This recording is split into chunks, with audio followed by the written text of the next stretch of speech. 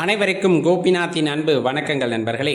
பொதுவாகவே பார்த்தீங்க அப்படின்னா அமாவாசை பௌர்ணமி 2 திதிகளுமே அதி அற்புதமானது. அதுலேயும் குறிப்பாக இந்த வைகாசி அமாவாசை அப்படிங்கிறது ரொம்பவே சிறப்பான ஒரு விஷயம், தவற விடாதீங்க.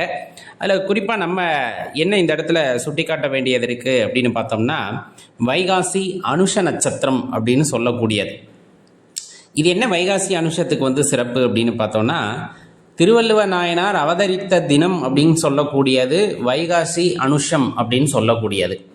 அந்த நாளை தவற விடாதீங்க. அந்த நட்சத்திரம் அப்படிங்கிறது பார்த்தீங்கன்னா, அதாவது 9ஆம் தேதி இன்று மாலை 4:40 ஆரம்பித்து 10ஆம் தேதி நாளை மாலை 6:49 வரையிலும் நீடித்திருக்கும். இந்த நாளை தான் அல்லது இந்த ஒரு நட்சத்திரத்தை தான் நம்ம திருவள்ளுவ நாயனார் அவதரித்ததாக குறிப்பிடுவாங்க. ஞாபகம் வச்சுக்கோங்க. நம்மளுக்கு உலக பொதுமறை அப்படின்னு ஒரு பெரிய நூலை கொடுத்த அந்த நாயனார் பிறந்த நாள் மறந்துடாதீங்க. முடிஞ்சளவுக்கு அவருடைய ஞானம் நமக்கு கிடைக்கணும் அப்படிங்கிறத இறைவனிடம் வேண்டிக் கொள்ளலாம். இந்த பௌர்ணமி திதி அப்படிங்கிறது பார்த்தீங்கன்னா 10ஆம் தேதி பகல் 12:25 ஆரம்பித்து 11ஆம் தேதி பகல் 1:53 வரையிலும் நீடித்திருக்கு. நல்லா தெரிஞ்சுக்குங்க. அப்போ கிரிவலம் செல்வதற்கு உகந்த நேரம் அப்படின்னு பார்த்தோம்னா 10ஆம் தேதி பகல் 12:25 11ஆம் தேதி பகல் 1:53 வரையிலும் இருக்கக்கூடிய நேரம், அது பௌர்ணமி திதி நேரம் அப்படிங்கிறத ஞாபகம் வச்சுக்கோங்க. இதில் குறிப்பாக சொல்லப்போனால் சோடசக்கலை நேரம் அப்படிங்கிறது இன்னொன்று நம்ம குறிப்பிட்டு சொல்லுவோம். என்னன்னா 11ஆம் தேதி பகல் 1:53 வரையிலும் பௌர்ணமி திதி இருக்கு இல்லையா?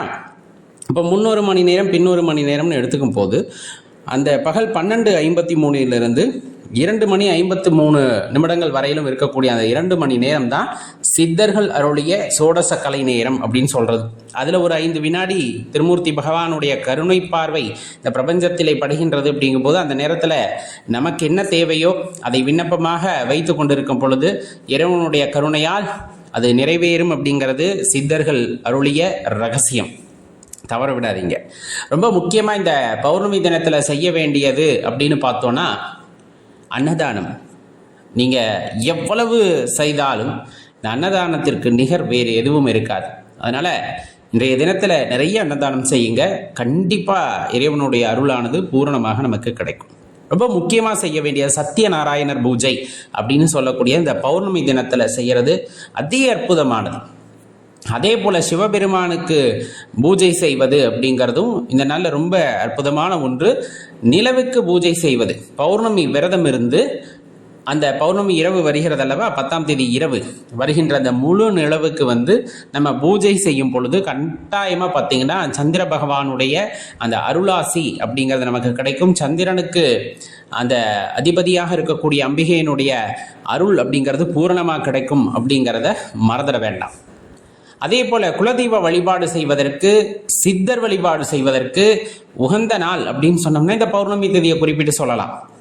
இன்னும் சொல்லப்போனால் பெண் தெய்வங்கள் இருப்பாங்க இல்லையா, காவல் தெய்வங்களாக மட்டுமல்லாமல் நம்முடைய இஷ்ட தெய்வங்களாக கூட பெண் தெய்வங்கள் இருப்பார்கள். அவர்களை வழிபடுவதற்கு உகந்த நாள் அப்படின்னு இதை சொல்லலாம். இப்போ நீங்கள் எந்த ஆலயத்துக்கு போனாலும், அதாவது குலதெய்வ ஆலயத்திற்கு போனாலும், இஷ்ட தெய்வ ஆலயத்திற்கு, பெண் தெய்வ ஆலயங்களுக்கு போனாலும் மாவிளக்கு போட்டு இன்றைய தினத்தில் வழிபாடு செய்யும் பொழுது கண்டிப்பாக உங்களுடைய வேண்டுதல் அப்படிங்கிறது உள்ளவாறே நிறைவேறும் அப்படின்னா மறந்துடாதீங்க.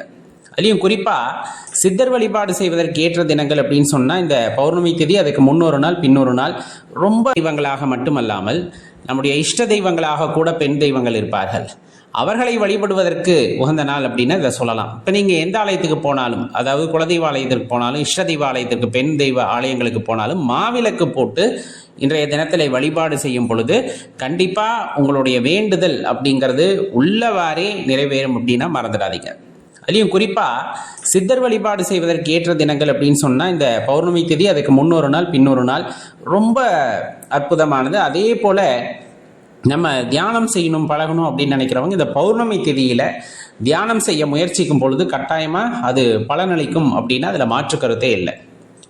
குறிப்பாக இது வைகாசி விசாகம் அப்படிங்கிறத ஒட்டி வரும். எப்போவுமே இந்த விசாக நட்சத்திரம் நம்ம இந்த பௌர்ணமி தேதியை சேர்ந்து வரும். இந்த வருடம் அப்படி தனியாக வருது, ரெண்டும் வேறு வேறு. இப்போ 9ஆம் தேதி வைகாசி விசாக பெருநாளை கொண்டாடுவோம்.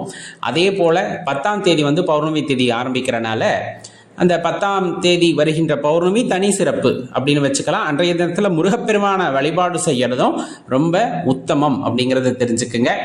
அப்போ சிவாலயம், முருகர் ஆலயம், இதற்கு அபிஷேக ஆராதனைகளுக்கு 10ஆம் தேதி நம்மளால் என்ன செய்ய முடியுமோ அதை செய்யலாம். கண்டிப்பாக இந்த வைகாசி பெருநாள் அப்படின்னு நம்ம சொல்லுவோம், இந்த பௌர்ணமி தினம் உங்கள் வாழ்க்கையிலே பெரிய பெரிய மாற்றங்களை உண்டாக்கட்டும். இறைவனிடம் மன்றாடி கேட்டுக்கொள்ளுங்கள். எல்லா கஷ்டமும் தீரட்டும் என்று எல்லாம் அந்த இறைவனை வேண்டிக் கொள்ளலாம். மறக்காம இந்த வீடியோ லைக் பண்ணிட்டு உங்க நண்பர்களோட பகிர்ந்துக்குங்க. நன்றி, வணக்கம்.